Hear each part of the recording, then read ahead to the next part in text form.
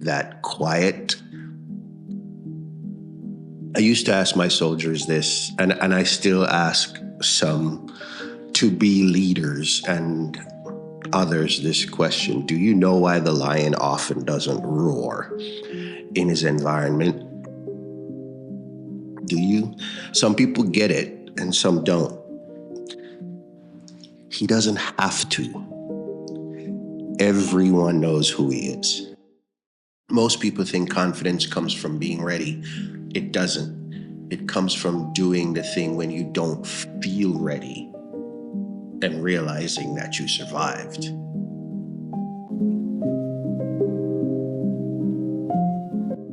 Hey there, guys. Welcome back. Warren here.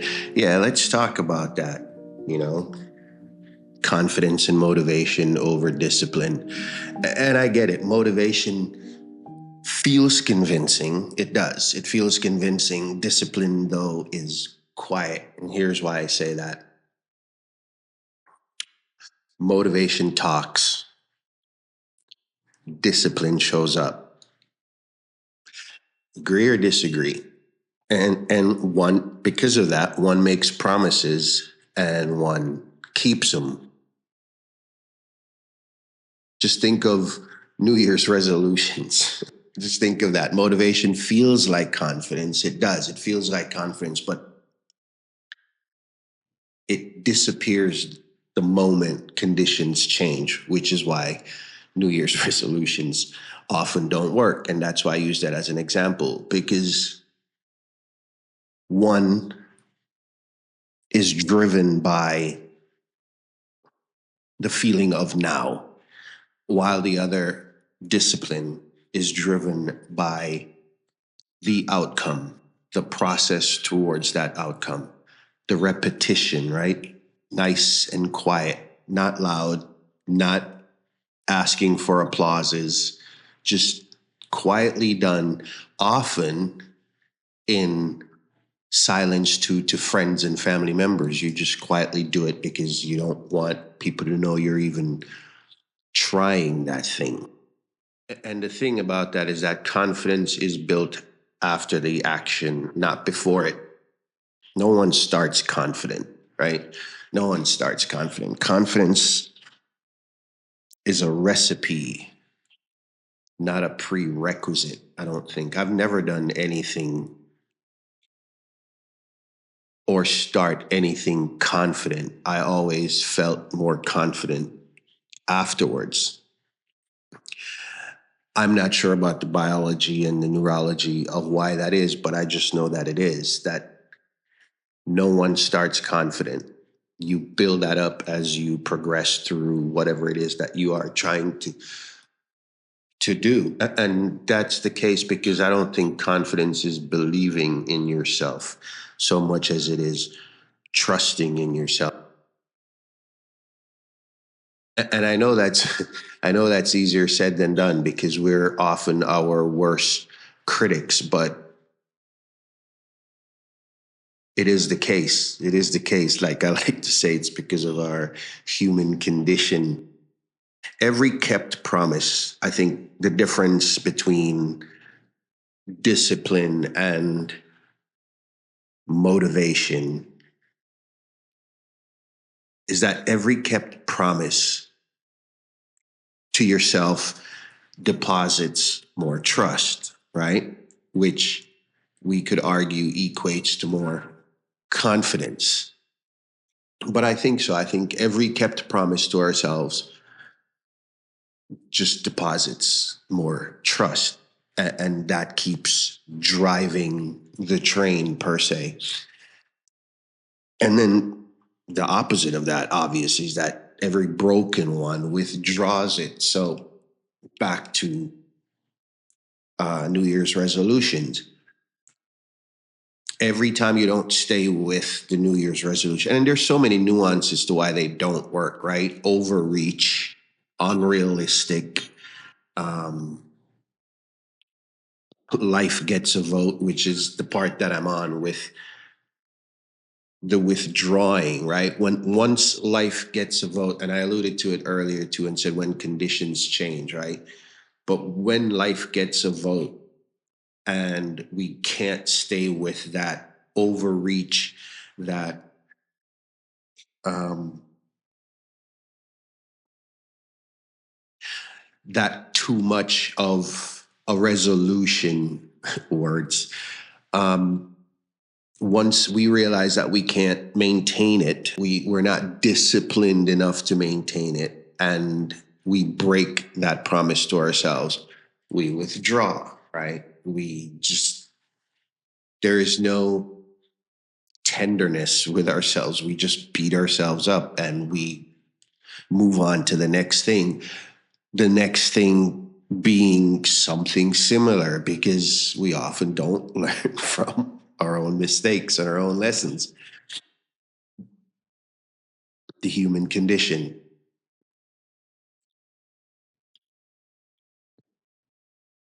But I said it earlier, I think, or alluded to it anyway, that, discipline isn't sexy, right? It isn't sexy, which is why most people don't do it. It isn't sexy because it isn't loud, right? There's no applause, no adrenaline. You're not going to get an award. Just what others would probably call mindless repetition. But the payoffs, ooh, the payoffs, if we stick with them, right? I mean, just imagine one of your New Year's resolutions, one of the far reaching ones, if it was ever even I think that's a double negative. If it was ever possible to begin with, and the universe didn't throw a monkey wrench in your plans, right? Life didn't get a vote. Just imagine the payoff, right?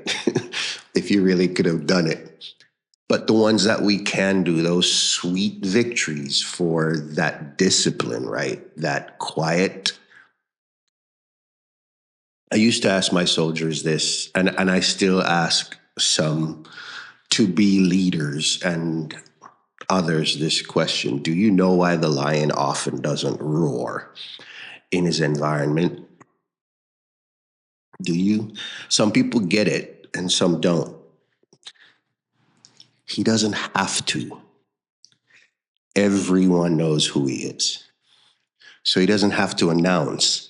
He doesn't have to let it be known just how dominant and how powerful and how much of a go-getter he is. Everyone knows who he is.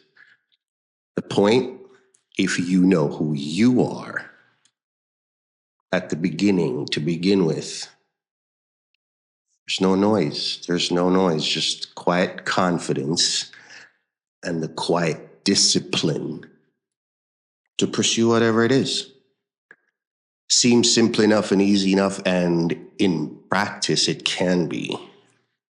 But just like anything else, if it's like just a New Year's resolution that's talked about and never executed, it's meaningless. Discipline isn't intended to hype us up. It's intended to steady us, just, even keel on that path. Because nothing against those who have a lot of the noise around them on their pursuit. Nothing against that. But I think the quieter, most disciplined route in terms of discipline,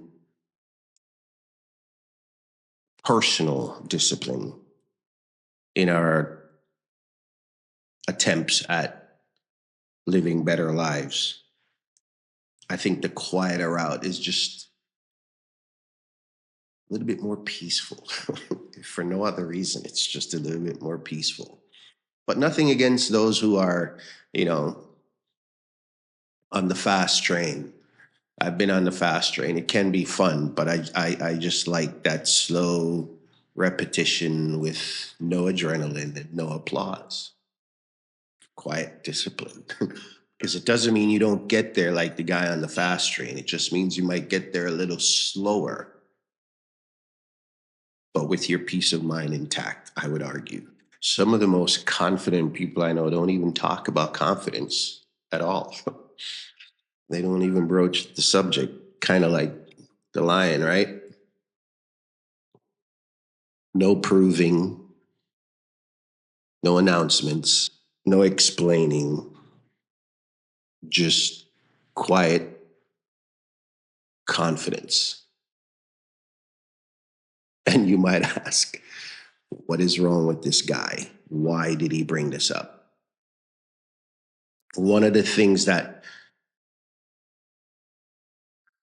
people notice about a truly confident person, the calm confidence that people notice, is the quiet presence that most confident people have around them.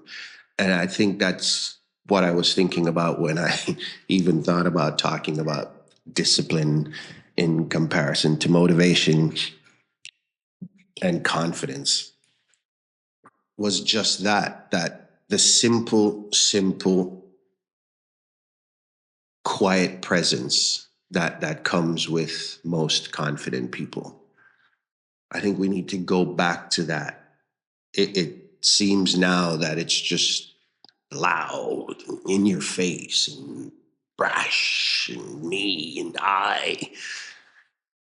And again, that is fine in context. It's fine in context. But it's not sustainable in your daily goings about. And I think that quiet confidence is what people, even without saying it oftentimes, is what people emulate and what people admire, is that quiet presence, no explaining, no proving. You carry yourself in such a way that alone says it all. Discipline doesn't make us fearless, I don't think. It just makes us familiar with showing up anyway. And I think that form of confidence, that form of discipline, like the lion, doesn't need to announce itself. What do you think? I'd love to hear your comments in the comments below. And oh, by the way, do me a favor and hit that subscribe button just so you don't miss any episodes, and the algorithm gods will be friendly and kind. But yeah, I would love to hear your comments on the whole idea of confidence, motivation, and discipline. Because I think, like I said, I think it's important. I think it's important. And I think the more of us talking about it and throwing it around, the more beneficial our communities will be, from all the harsh rhetoric and the I's and the me's, right? I think so anyway. And until our next conversation, you be good out there. Take care of yourselves, and we'll talk again soon. We'll see you.